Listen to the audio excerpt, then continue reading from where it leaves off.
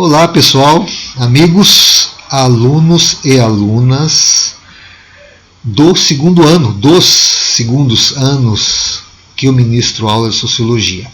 Espero que vocês estejam bem, focando em suas águias, né? Não sei se vocês viram lá a aula sobre resiliência.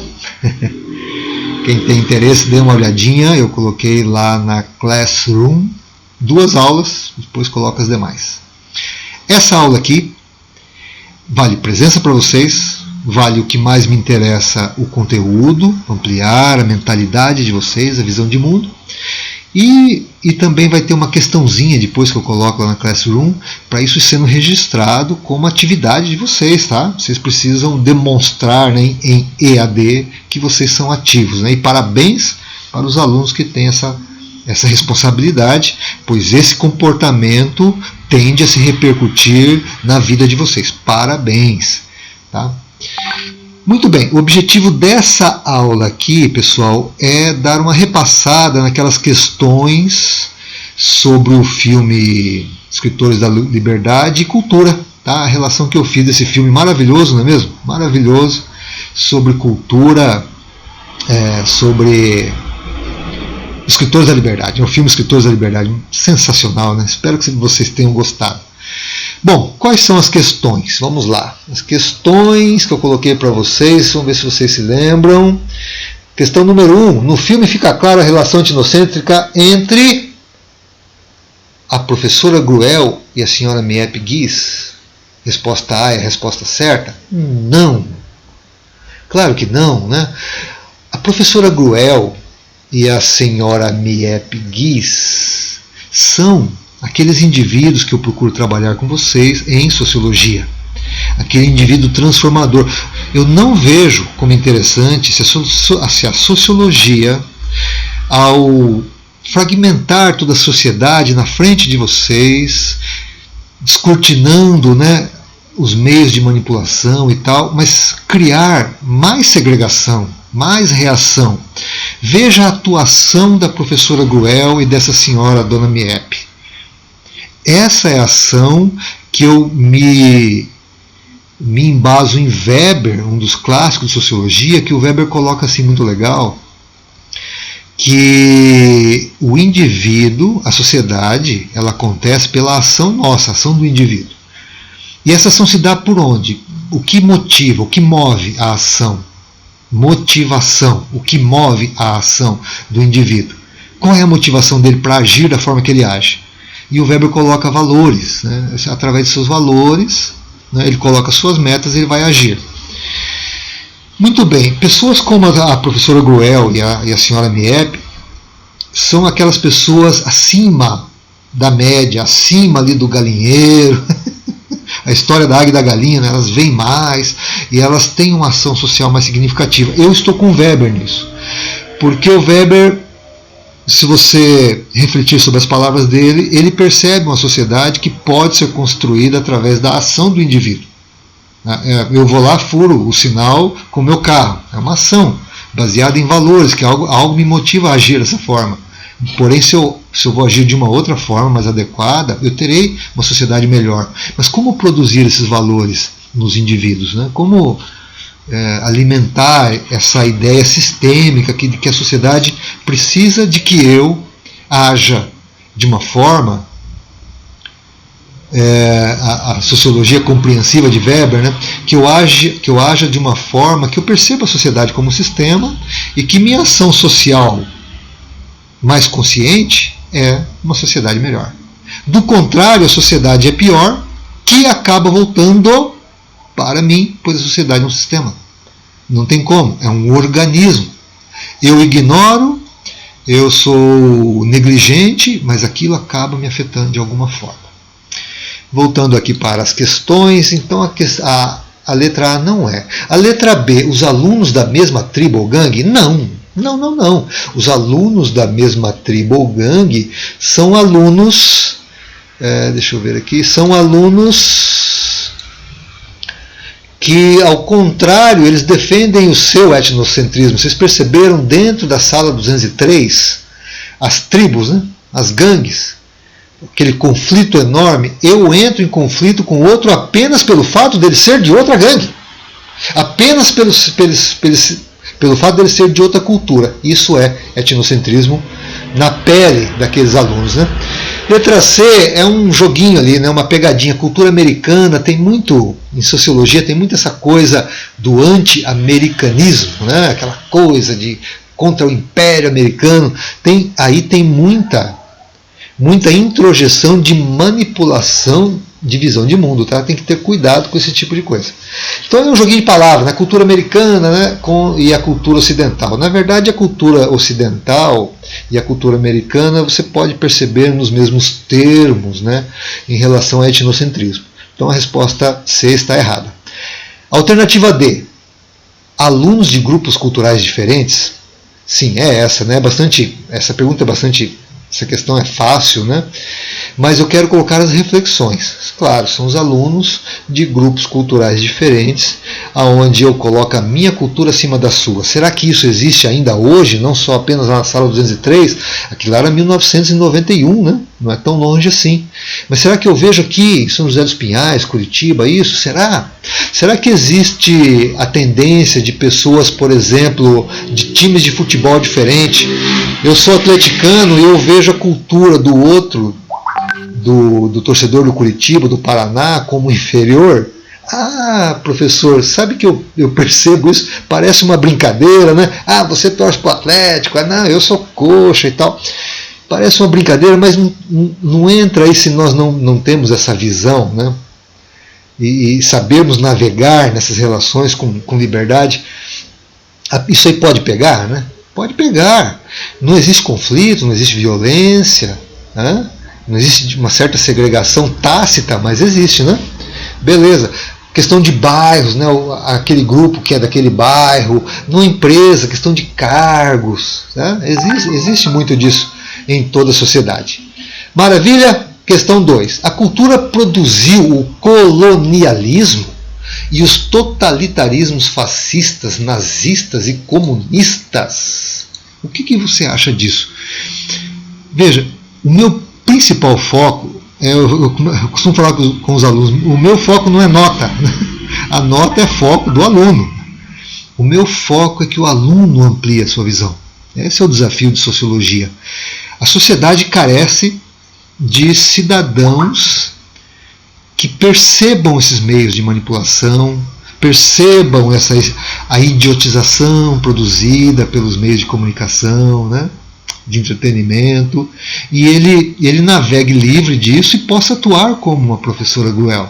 Em essência, a sociedade, se um dia chegar a ser uma sociedade igualitária, não é por paradigmas socioeconômicos, mas sim pela ação de pessoas como ela. Vocês viram a transformação da Eva, né? A Eva transcendeu quantos paradigmas, quantas ideologias, né?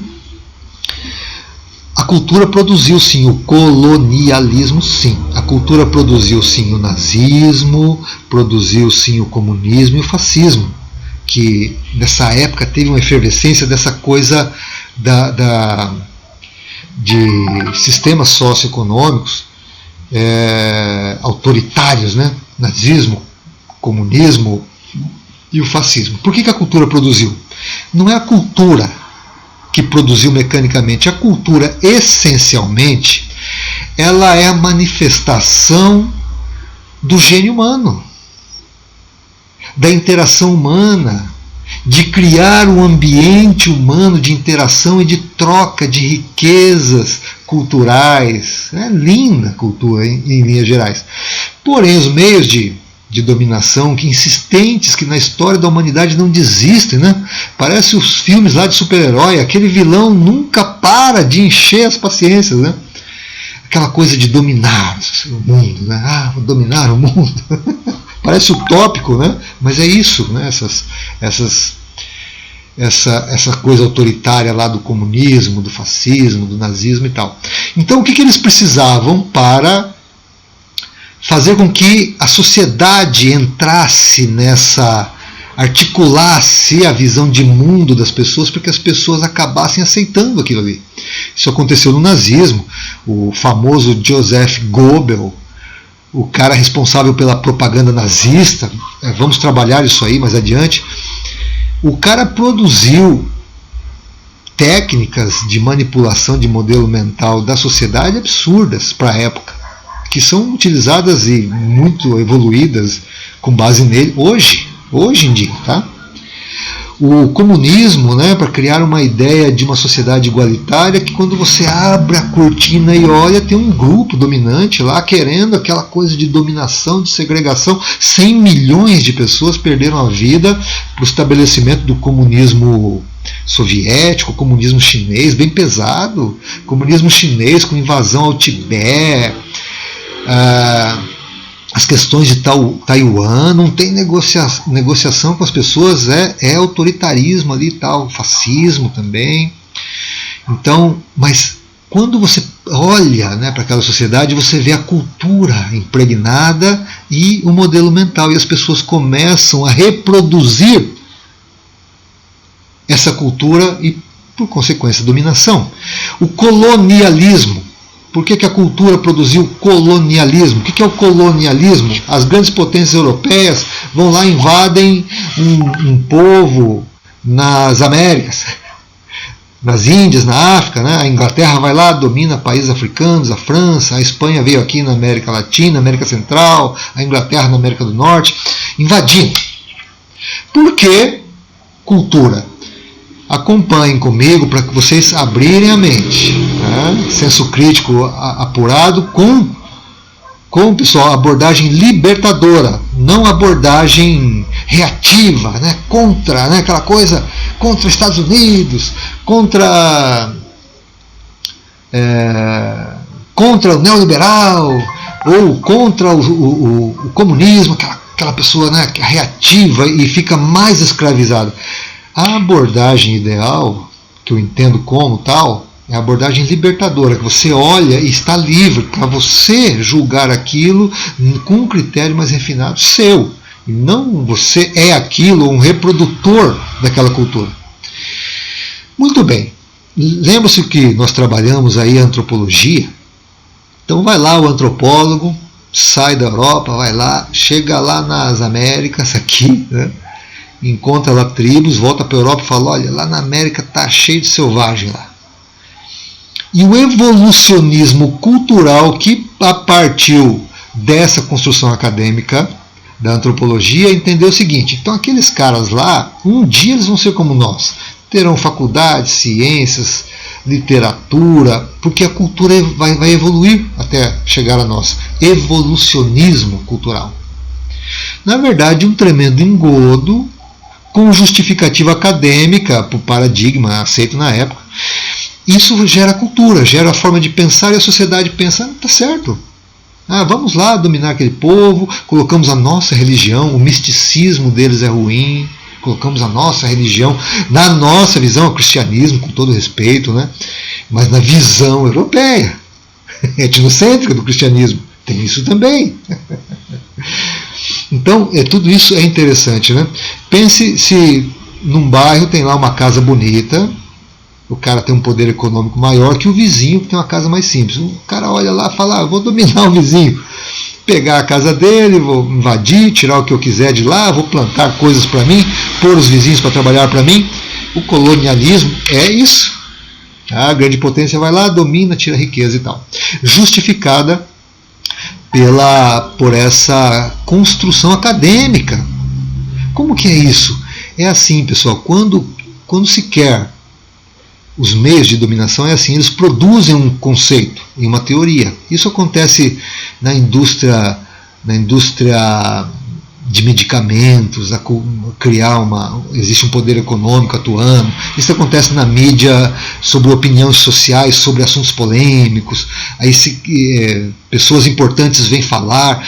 Se nós estivermos juntos, vêm falar sobre aquele assunto e defendendo uma visão de mundo. Se nós estivermos juntos no terceiro ano, nós vamos trabalhar algo que está acontecendo agora, de criar uma visão de algo que é bom para a sociedade, que é em relação à inteligência artificial e a indústria 4.0. Inclusive no canal, se você tiver interesse, dê uma olhadinha lá. Eu fiz um canal aí simplinho, tá, pessoal? Eu não sou tecnológico, mas eu coloquei um trabalho de uns alunos do Costa Viana, em São José dos Pinhais, sobre a indústria 4.0. Show de bola, viu? Dê uma olhada lá se você tiver interesse. Então vamos lá. É produzido uma visão de mundo, né? Veja só sobre o comunismo. O comunismo ele tem uma base teórica muito marxista, claro. Vocês no segundo ano do ensino médio já tem uma ideia disso, né? Uma base teórica marxista, que Marx é respeitável, tem muita coisa assim para trazer mesmo, para compreensão das divisões de classe e tal, meios de produção. Agora tem aquela coisa da doutrina marxista, né? Que é muito utilizada no comunismo, por muitas vertentes do socialismo. E na época do Marx, um bom teórico chamado Proudhon, francês, ele publicou um livro na França e na Europa, muito bom, só que ele traz assim, a abordagem marxista, com influência marxista, mas ele humaniza mais, sabe? Porque você estudando Marx, você vê que Marx não fala de pessoas. Marx fala de um sistema que ele vê daquela determinada forma, e de uma forma doutrinatória as pessoas deveriam agir, né, daquela forma, como uma ideologia mesmo, né? Mas não tem ali a pessoa, né, a pessoa humana que faz a diferença, tal. Imagina se nós trabalhássemos na produção desses modelos mentais como a da professora Gruel. Trabalhando isso, olha, você pode fazer a diferença, você pode construir um mundo melhor, colocando as ações assim na escola e construindo, juntando times nas salas de aula que construam ações assim significativas e que vão mudando a sociedade. Nossa, né? Essa seria uma construção. Então o Proudhon ele pensou nisso, num socialismo mais humanizado, que a pessoa humana se sentisse alguém transformador da sociedade, e o socialismo fosse isso. Eu posso gerar uma sociedade mais equilibrada. E o Proudhon ele foi humilhado pelo Marx. O Proudhon mandou ingenuamente a produção teórica dele para o Marx avaliar, achando que o Marx acharia aquilo lindo. O Marx humilhou o Proudhon. O que aconteceu? O meio acadêmico tirou o Proudhon fora. E assim acontece com a produção intelectual também, para produzir cultura e visão de mundo. Espero que vocês tenham entendido. Qualquer coisa, perguntem, tá, pessoal? Vamos usar a Classroom. Vai lá, pergunta, questiona. Vamos tentar usar esses meios aí. Deixa eu voltar aqui. Então, qual que é a resposta certa? Uma reflexão crítica acerca voltamos lá. Então, a cultura produziu o colonialismo e os totalitarismos fascistas, nazistas, comunistas?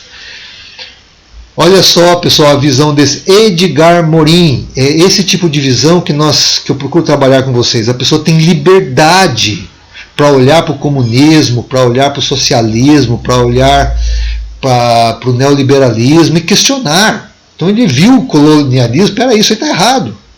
Esses totalitarismos, é totalitarismo. O totalitarismo não pode ser algo aceito. Então o cara questiona. Devemos considerar uma cultura não somente segundo seus nobres ideais, como no nazismo. Primeiro eram nobres ideais que foram introduzidos e depois construídos a visão de mundo, mas também segundo sua maneira de camuflar a barbárie. Olha que legal, pessoal. Que legal nós começarmos a ter essa liberdade de perceber que como está camuflada, nesse caso aí, a barbárie, hoje em dia a corrupção, os interesses de grupos econômicos que se utilizam de todos esses aspectos, gerando cultura nas pessoas. Tá? B, letra A, reflexões elogiosas acerca das consequências do etnocentrismo? Não, né? Ele não está elogiando.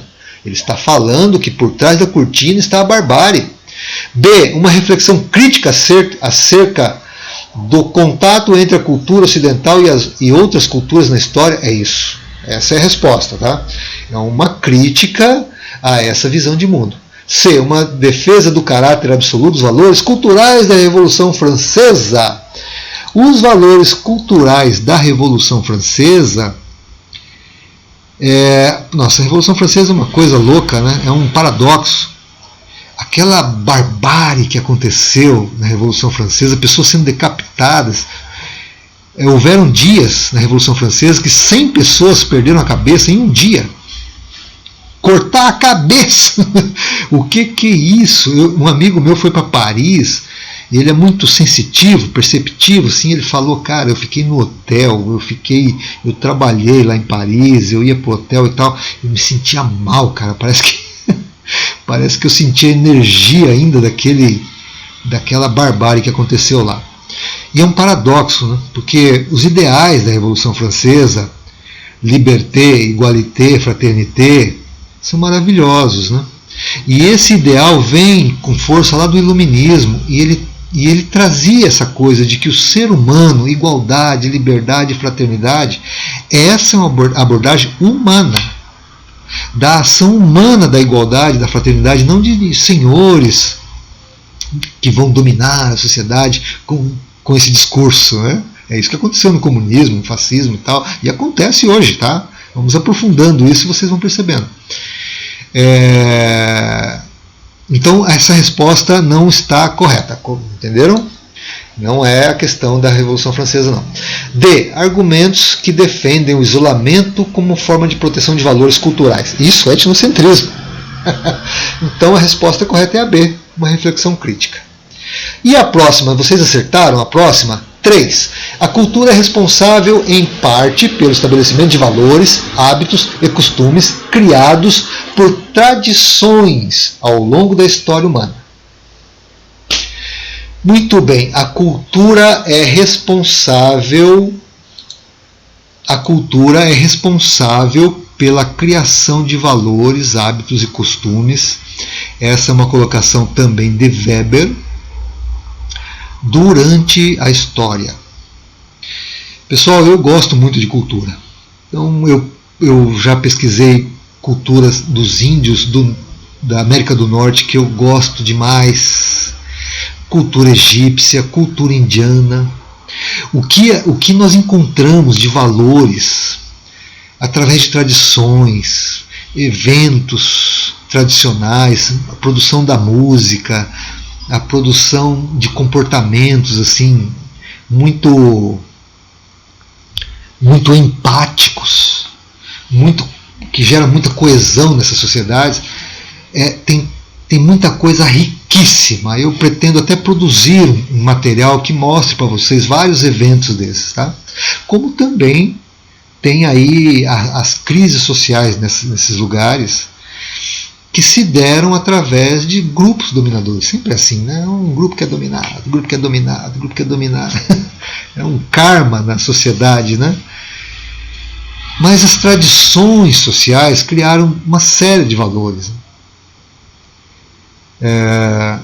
E existe um evento que mudou isso, mudou isso que historicamente foi construído, a forma desses valores serem criados. Será que vocês acertaram essa questão? Vamos lá. No entanto, o advento em geral, mudou essa lógica de estabelecimento de valores. A lógica de estabelecimento de valores, tradicionalmente pela cultura, são muito interessantes, são muito relacionados com a coesão social, com a empatia, com a cooperação, com o engajamento e tal. Aí tem como eu falei aí, a forma dos grupos de dominação de falar, não, que temos que ser socialista, temos que ser neoliberal, o ditador tal vai ser o grande senhor desse país e é ele que vai trazer o bem para o nosso país. Os grupos, né, durante toda a história, né, grupos políticos, na verdade, foram estabelecendo novas visões de mundo, né? Mas tem um evento que passou a determinar valores, hábitos e costumes na sociedade de forma, começou ali com o Joseph Goebbels, do amigão do Hitler, usando o quê? A mídia. Então, hoje, a mídia é considerado o quarto poder na sociedade que determina padrões de valores, hábitos e costumes, de acordo com suas novelas, Programas, filmes, músicas, letras de músicas. Faz sentido para vocês? Então eu já dei a resposta, né? Letra A, isso se deu a partir da Revolução Americana. Não. Letra B, surgimento da grande mídia, estabelecendo novos estereótipos de felicidade e modelos mentais. É isso aí. Letra C, está errado, novas relações globalizadas. Tem aí uma certa coerência, mas não é essa a resposta. Letra D, contato com outras culturas por intermédio da internet. Poderia ser algo muito rico, é algo muito rico, mas existe um padrão, né? Hoje, se você for em Manhattan, se você for em Buenos Aires ou Vancouver, se você não olhar, não souber que está no outro país, não olhar as placas, o idioma, mas você olhar para as roupas, para os costumes e para os valores, eles são praticamente um padrão em todo o mundo, em função do evento da grande mídia. Tá? Sempre com visão libertadora, não visão para criar mais segregação e reação. Ah, eu estou entendendo isso, professor. Agora eu olho para a mídia, uso a mídia, tem muita coisa importante na mídia que me servem, mas agora eu estou de olho nesses caras aí. Aí sim, de forma libertadora. 4. Não quero que a minha casa seja cercada de muros por todos os lados, nem que minhas janelas sejam tapadas. Essa é uma colocação sobre cultura. Quero que as culturas de todas as terras sejam sopradas para dentro da minha casa, o mais livremente possível. Que legal! Mas recuso-me a ser desapossado da minha cultura por qualquer outra. Mahatma Gandhi. Haha, pessoal. Que bacana. Reflitam sobre isso. Eu coloquei isso para vocês refletirem. De uma águia aí, o Gandhi, Mahatma Gandhi. Olha que legal. Nossa, que as culturas sejam sopradas pelo vento até a minha casa, né? Que eu possa desfrutar de tudo isso, porém que a minha cultura não seja possada, né? Não seja aculturada, dominada.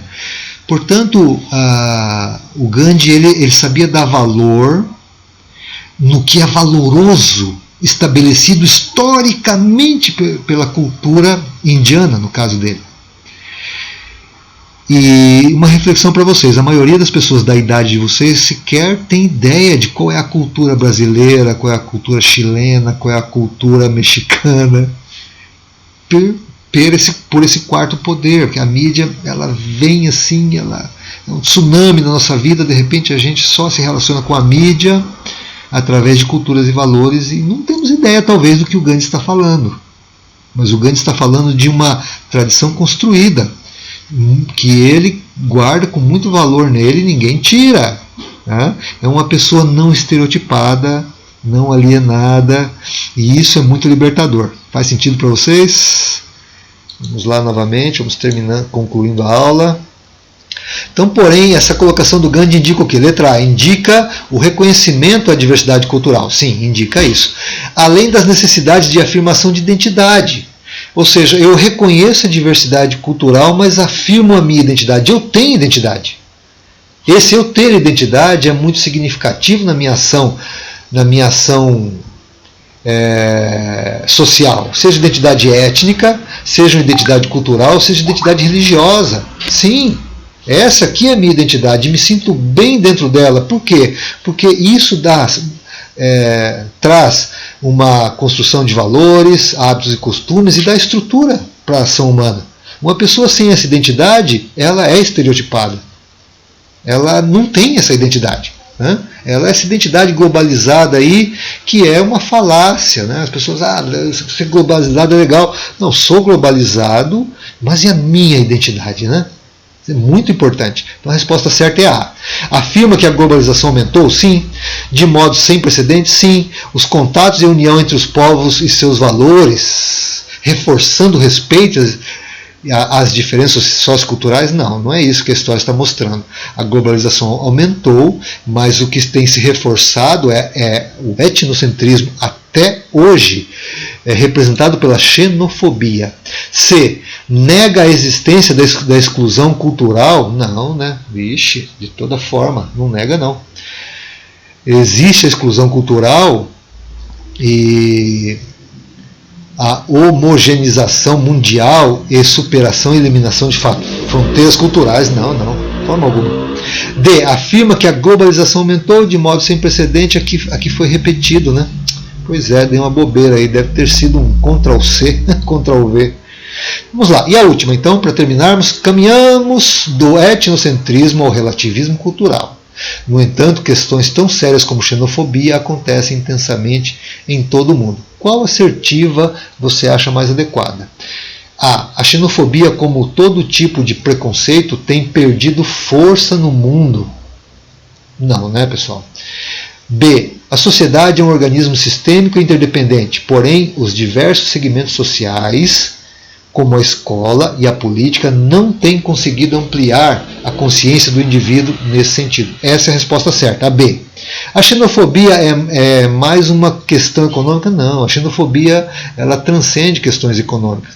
É questão realmente cultural. A xenofobia hoje é um problema sério porque povos de outras culturas estão sendo obrigados, muitas vezes, esse é o contexto da xenofobia, a migrar para outros países e estão sofrendo muito preconceito. D. A sociedade deve ter mais consciência de sua soberania em relação a outros povos, e isso também é preconceito, né? Qual que é a soberania em relação a outros povos? Em relação à cultura? Não, né? Soberania de um país, tudo bem, mas soberania em relação à cultura, não.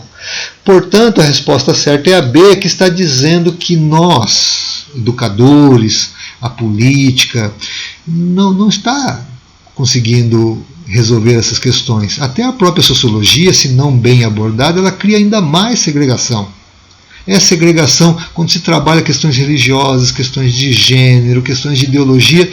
Eu percebo muitas vezes, não sei se vocês concordam comigo, muita segregação nova, que a pessoa radical em relação a esses assuntos. É segregação? Porque ser radical é uma manifestação segregadora.